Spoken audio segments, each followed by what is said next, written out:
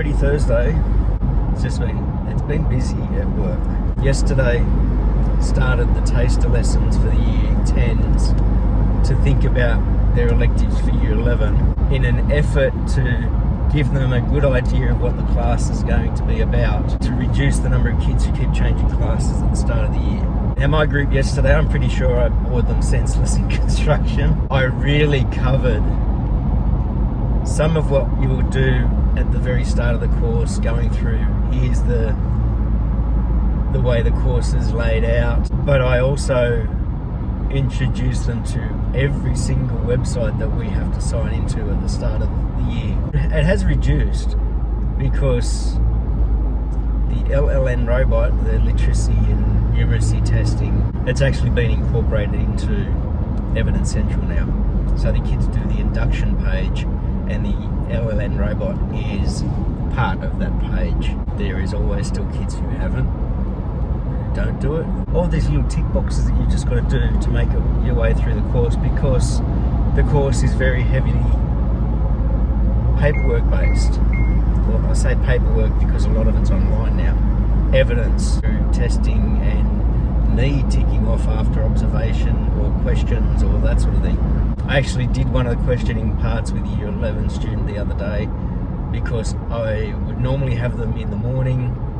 Obviously didn't because I was up as DP, but I had a bit of time in that period and he came up and I said, do you want to sit down and we'll do the questioning now? And he said, yeah, okay. And so we sat down and got him through the questioning section. So that's now 3 kids in year 11 who've done the questioning section for task 3. Took the kids all the way through that yesterday, gave them a realistic idea of what's involved in the course other than learning the skills and knowledge and getting to build stuff.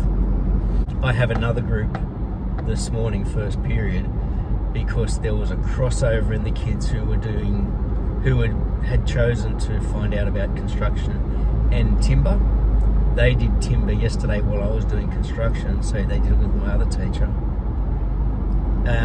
And I'll have them this morning for construction, smaller group. At first, I was kind of like, what is the real point of this exercise? Like we were saying to all the teachers, there's always the feeling that you want to just try and sell your subject, which is what happens at the trade fairs, like the subject selection fairs and things.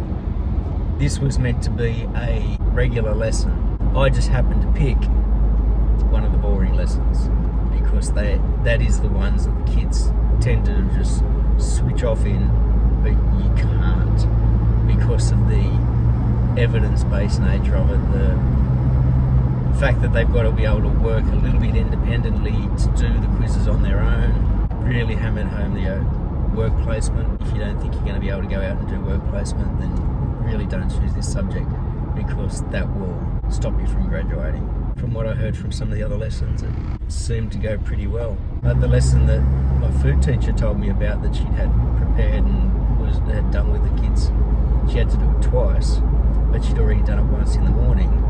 And she'd set up, she loves doing scenario style lessons, and she'd set up this scenario lesson for the kids and she was describing it and telling me what the kids were doing in the room. And I was like, that sounds cool. I would have been interested in being in the room to see how that went, but I was upstairs. Ugly and overcast today. Yesterday was really nice and sunny. I have a curriculum planning meeting for Life Ed period 2 with the principal, head teacher of Life Ed and the deputy of Life Ed, and the reason I'm involved is the timetable. A couple of other meetings regarding enrolments. Tomorrow will be my last day up as DP. Our deputy comes back from leave. Our principal goes out next week, and so the other deputy had put in, I'm looking for expressions of interest to be me week 4 and then week 9, 10 and 1 at the end of this term, start of next term, and how could you backfill your area and that sort of thing. I wasn't going to, but then I went, you know what, I wouldn't mind jumping through into the next week and doing a stint at the end of term, start of next term as well. But another younger head teacher put in their expression of interest, and I'm really pleased that he did. Not because I didn't want to do it, because I would have enjoyed doing it. I do enjoy doing the DP job, but because, as the other deputy said, we're building the breadth of capacity in our leadership team. At the moment, there are a couple of other head teachers who will sit up there, but they're not looking to step up anytime soon.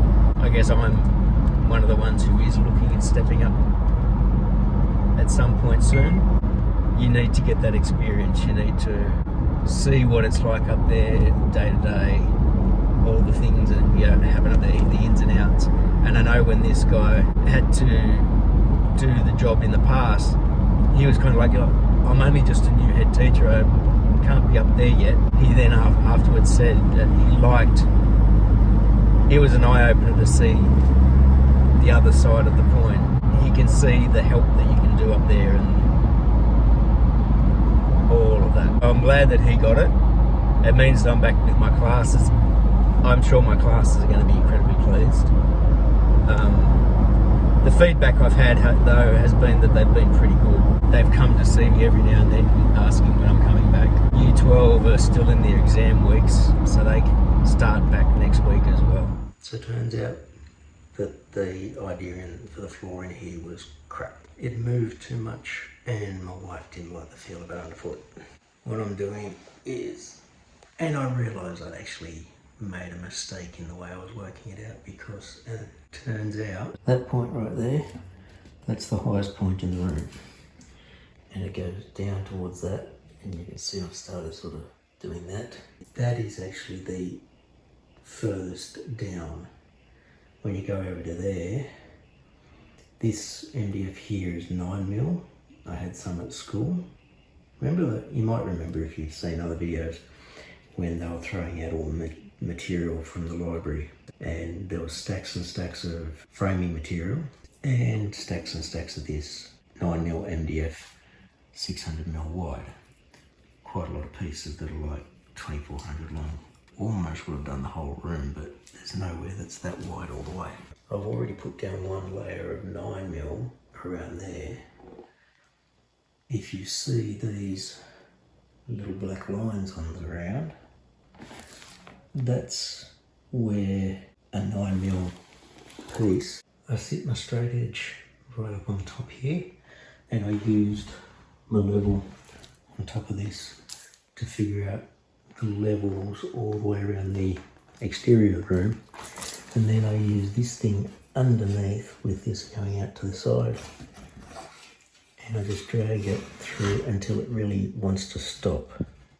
And so I've got these little marks going around, kind of like the contour map. Now you can see this is where it comes out to on the floor, and so I've started filling in pieces. I'll have to put in a piece there. Then you can see another set of black lines there, because right in that corner is 18 deep. That corner is, 9mm each. That is 18mm deep, which I'd originally worked out from this point. But that one is actually 27. So almost an inch difference between here, actually more than an inch difference between here and that corner. And then from that corner to there is 18mm different. And from there to the top is only 9mm different. So I'm basically sitting on an island here and going outwards into the water. So here is the levelled out floor. See, that was the high point. It's hard to see this bit, but from here through there wasn't much different at all. I think it was pretty level at that point, there. And it sort of got shallower here towards this section, and it went down that way and down that way a lot more significantly, as you can tell by the number of layers, and then down significantly here, but not as much. So it was 18mm, like 3/4 of an inch difference from there to the high point. It was an inch, 25 to 27mm from there to here. And then it's 3/8 of an inch at the doorway from there to there. 9mm, 27, 18, 9. And I've just gone over it with the belt sander and the orbital, the random orbital, to try and feather out these joins. I've tested it out a bit by putting this down and walking across it. Could feel it a bit too much, so a bit more sanding. Now I'm going to get all of this stuff, all the extra stuff, taken out of here, put away, so I can get the underlayment in and start working out the floor. You might also see a line across there because I'm going to have to shorten the door. At the moment it just scrapes on the floor. I laid that down, ran a pencil along it, and I sat the pencil flat so it was a little bit higher than the edge of that. Hopefully that's enough to account for the underlayment and the board. I might have to double check it when I put the underlayment down. I've got to get all this stuff out. I've got to take the door off so I can cut it, and then I can do the underlayment and the flooring. Because if I start doing the flooring with the door shut, I'll never get out of here. Or actually I can get out of here because I've got a door there, but we'll never get this door off because the hinges aren't loose pins. So I've got to undo them to get that out. Well, here we are. I'd gotten the floor done, as you saw, and I was getting ready to cut the door. Took it off, brought it in here, and my wife came over and felt the first step up because the floor was leveled.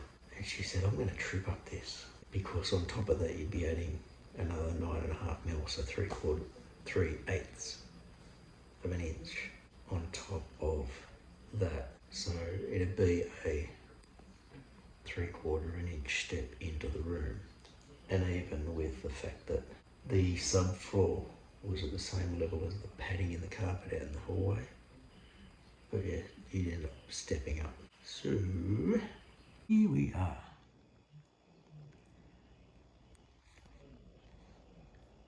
I've pulled it all up.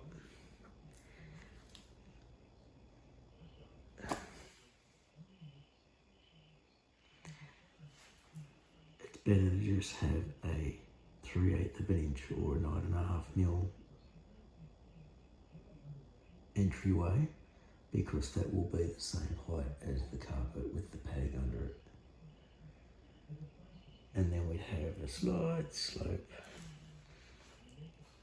And the stuff that I was really worried about was the fact that there's a big high point here and it goes right down there compared to this. Compared to that, that's not too bad. I don't know. When you consider that all of that area was going to be hanging space, basically closet, so you wouldn't be right over at the wall anyway. Right here, where the hump is where the dresser is going to go in front of the window. Where I'm sitting is going to be a vanity dressing table, whatever you want to call it, and right here a bookshelf. So between this door and that door, there's going to be furniture sticking out about this far. And so it's really only this center section that you're going to be travelling on. And I guess a gradual slope up into here, because from here to there was only 9mm difference. That's just the fact that it dips off there. It looks so bad. boys said, maybe we'll just put a little bit more of the underlay padding under there, because it's squishy. So we might look at that. We'll see how it goes when we start putting the floor again. But I've now got to take all this out. When I said to my wife, I'll just rip it up, she goes, but you've done a lot of work. And I said, yeah, but it needs to be right. And I was watching Scott Brown Carpentry, and they were working on, I've forgotten his name. They've been working on his mate's house and putting in a really big window, and a similar thing, not wanting to step up to hit the window frame, like a massive sliding door, not wanting to have to step up and over that sliding door track. Because just about every house I've been in, that's what you do, you step up and over the track. But they had to redo a whole stack of framing to have the track level with the interior floor. His mate's thing was, people would say, oh, but I've just done all this work. And he goes, so what? Quit complaining, just do the extra bit of work and it'll be right. At least it'll be right. So that was the way I looked at this. Even though I've done this twice, first time was just, I thought it would work and it didn't. If I had had this 9mm stuff to go over the top, it would have been okay, but it would have been too high. Bugger. But let's get to packing up.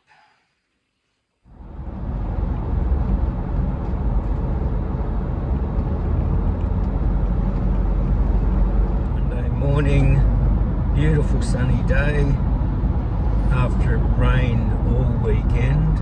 My wife said, why does that matter, you're working inside?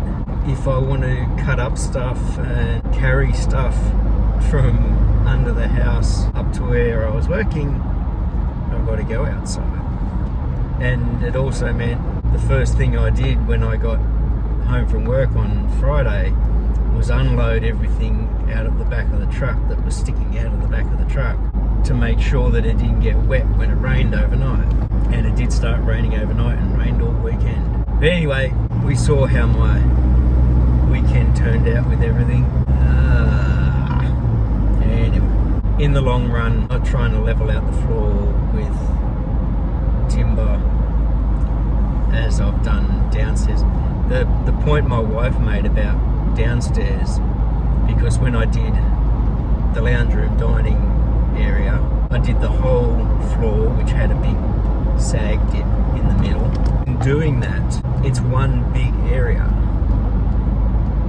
It's not like a smaller room that you're walking into. So it doesn't matter how much higher the floor is, the whole area is going to be that space, that size.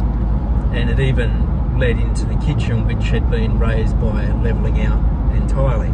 I definitely saw her point about the step up into the room. It doesn't take much for you to trip up on something because you're not expecting it, and even once you know something's there, walking along in a like an unconscious manner, just walking, it's very easy for your feet to sort of kick a space, especially if that ends up being where your foot comes down, rather than stepping into a room type thing. Your feet land on the threshold. Taking it back to the regular floor, having the underlayment and just the boards on top, well, that's 3/8 of an inch. That is not much difference at all to the hallway's carpet and padding. So once I'd pulled everything up and got everything out, put all the scraps either ready to throw out or the pieces that were still usable, put under the house in the laundry. For now, walking through the room, the closest side of the room you won't notice. It's barely noticeable on that edge. From there to the high point is where you see the thing. Walking from door to door, barely noticeable. Going from the doors wall across the room, where it does go up and down, you can notice it, but that's exactly where a dresser is going to sit. So I think it's the best compromise. At the side where it does dip down, we might be able to just have it a couple of layers of the padding, which has a bit more give than MDF, so you're not likely to feel hard undulations. I was really surprised at how much you could still feel through a 9.5mm bore. I think it was maybe 12 or 19, half inch or 3/4 inch. That would be barely noticeable. I'm not sure what my classes are going to think today. I'm meant to have my 2 stage 5 classes, my metal and my timber. They've all been asking, when are you back, sir? When are you back? And I would say, DP's back on Monday, so I'll be back in class Monday. Well, message from the DP yesterday, a mixture of coming from the American summer to the Australian winter and being jet lagged. She feels a little under the weather and wanted an extra day to recover. She said, I'll be in Tuesday. She'll be in Tuesday. She had already also messaged the head teacher admin, say that she was messaging me to have me be her again for another day. The head teacher admin messaged me later and asked, like, did the DP message you about tomorrow? And I said, yep. First fine day, or it stayed fine all day. And my wife sent me a message right before school got out. Just said, leave, the dogs need a walk. I didn't see it till I left it, like 4:45, 10 to 4. But I agreed. So, got here, took the boots off, took the tie off, took my sweater off, threw the hoodie on, got the dogs ready, and we're getting a bit of an exercise in. And we've got our glow-in-the-dark stuff in case it starts to get dark. Of course, as my wife said, they need a good walk because the last 2 weekends have been rain.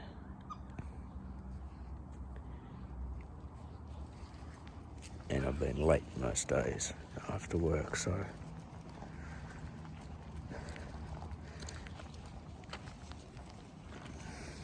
this is good.